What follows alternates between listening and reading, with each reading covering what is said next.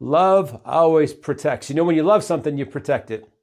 When you get that new car, if you've ever gotten a new car, you get that new car and you want to protect it. You don't want any dings or scratches or whatever. So you park in the back of the parking lot at the mall or the supermarket or whatever. You park all the way in the back and you park like at a slant so no one gets near your new precious baby because you're trying to protect it. Love protects like that. We care and we do what we can to protect people. So the Greek word really means to preserve by covering or to protect, hide by covering. So this does not refer to hiding hurtful sin, but to protecting someone from embarrassment, gossip, or any other such harm. When believers love one another, they refuse harmful gossip and protect one another from those who would try to harm them. It protects them from ridicule, embarrassment, and any other kind of hurt or harm. Love doesn't broadcast the problems of others. It doesn't run down others with jokes, sarcasm, or put downs.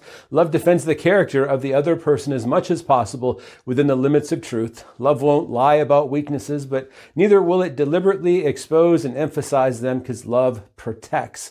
God's type of love protects. Watches out for others. It withstands difficulties. And if there is a shortcoming or fault in the loved one, love has the ability to cover it. Proverbs 10:12, hatred stirs up quarrels, but love makes up for all offenses. Love makes up for all offenses. You know, we need to treat people better than they deserve.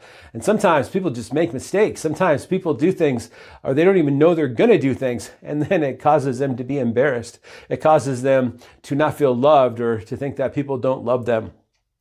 You know, a good example of this is when we ask people to share their testimony in the church. A testimony is what your life was like before you came to Christ, how you came to Christ and got saved, and then what your life has been like since. And sometimes we get people the microphone and they stand up and they give their testimony. And I don't think they intended to, but they share way too much information. They glorify their sin. They name dates and names. And by the time they're done, they're embarrassed. I can't believe I said that all. And they don't come back to church. So we need to encourage them. So one thing that we've chosen to do that's loving is if we have someone publicly sharing their testimony, we try to get them to write that down and share it with us first so that we can help them to have guidelines and to say what they plan to say without saying too much. We want to glorify God, not glorify the sin in our lives. We want to make sure that the message is clear and succinct and doesn't embarrass us out of church in any way.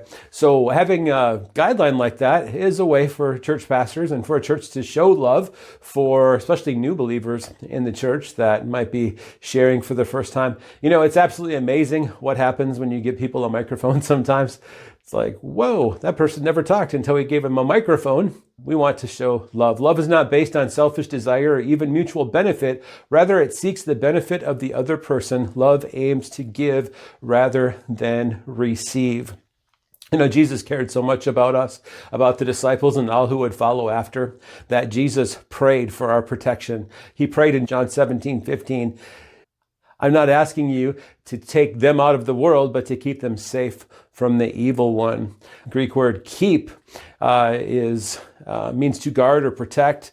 Love always protects, but never tries to minimize or rationalize sin.